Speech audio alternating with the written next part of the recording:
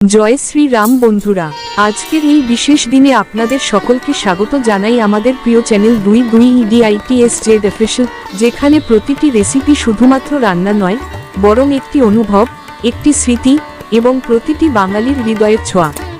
এখানে রান্নার সাথে থাকে অনুষ্ঠান, বাড়ির স্মৃতি আর ঘরের সেই অদৃশ্য অথচ গভীর মমতা। আজ আমরা বানাতে চলেছি একদম স্পেশাল সফট ও পাফি নানপুরি, যেটা আপনি নিশ্চয়ই খেয়েছেন কোনো না কোনো বিয়েবাড়ির জমজমাট ভোজে। সেই নানপুরি যার এক কামড়েই মনে পড়ে যায় ধুমধুমার বাজনা, আতিথের উষ্ণতা আর ফুচফুচে গরম খাবারের গন্ধ। কিন্তু আজ আর সেই স্বাদ পাওয়ার জন্য নিমন্ত্রণপত্রের অপেক্ষা নয়, কারণ আজ এই স্পেশাল রেসিপি আপনি নিজেই বানাবেন নিজের বাড়িতে, একদম পারফেক্ট ও সহজ পদ্ধতিতে। উপকরণ যা লাগবেই চলুন দেখে নিয়ে কি লাগবে। ময়দা এই রেসিপির মূল ভিত্তি। টক দই ময়দাকে সফট ও একটু ট্যাঙ্গি ফ্লেভার দেয়। ঘি বা বাটার সুগন্ধ ও সফটনেসের জন্য অপরিহার্য। বেকিং পাউডার নানপুরিকে তুলতুলে ও পাফি করতে সাহায্য করে। আর সবথেকে জরুরি, একটু ভালোবাসা, যা প্রতিটি পদকে অসাধারণ করে তোলে। এই সব উপকরণ একসঙ্গে মিলিয়ে তৈরি হবে এমন এক ডো, যা পরবর্তীতে হয়ে উঠবে melt in mouth soft nanpuri. নানপুরির ডো এক রহস্যময় জাদু। নানপুরির প্রকৃত রহস্য লুকিয়ে আছে তার ডোর মধ্যে।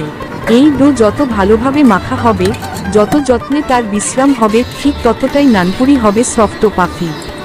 আমার টিপ, ডো 2 ঘন্টা ঢেকে রেখে দিন একটু গরম জায়গায়। এই সময়টা ডোকে ফার্মেন্ট হতে সাহায্য করে, যা পরবর্তীতে তেলে পোড়ামাত্র পাফ করে ওঠে, ঠিক যেমন আমরা বিয়েবাড়িতে দেখতে পাই। তৈরি করুন নানপুরি সহজে, আনন্দে। এবার আসল পর্ব, ভাজার। ডো থেকে ছোট ছোট লেচি তৈরি করে নিন। গোল করে বেলে নিন নরমভাবে, যাতে সেটির গঠন নষ্ট না হয়। মাঝারি আঁচে তেল গরম করুন। তারপর এক এক করে নানপুরিগুলো ছাড়ুন তেলে। দেখবেন এক মুহূর্তের মধ্যেই সেগুলো পাফ করে ফুলে উঠছে, যেন বিয়েবাড়ির সেই চেনা দৃশ্য আবার ফিরে এসেছে। পরিবেশন, মন ও পেট দুটোই ভরবে। নানপুরি কিন্তু শুধু দেখতে সুন্দর বা খেতে মজা নয়, তাদের সঙ্গে যদি থাকে ছোলার ডাল, আলুর দম বা পনিরের গ্রেভি, তাহলে স্বাদ হবে একেবারে রাজকীয়। আর পরিবেশন করার সময় বাজতে দিন আপনার সেই পুরনো বিয়েবাড়ির গানের প্লেলিস্ট, তাহলে মনটাও নাচবে খাওয়ার সঙ্গে সঙ্গে। বন্ধুরা, এবার আপনাদের পালা।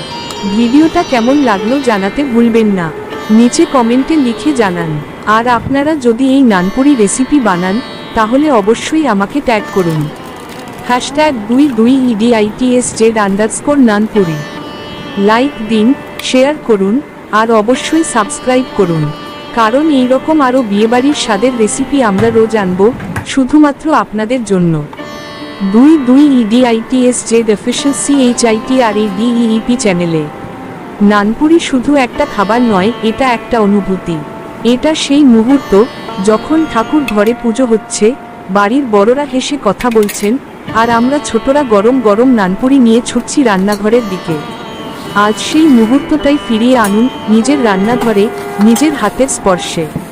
See you in the next delicious memory, only on 22EDITSZ official CHITRADEEP। জয় শ্রীরাম।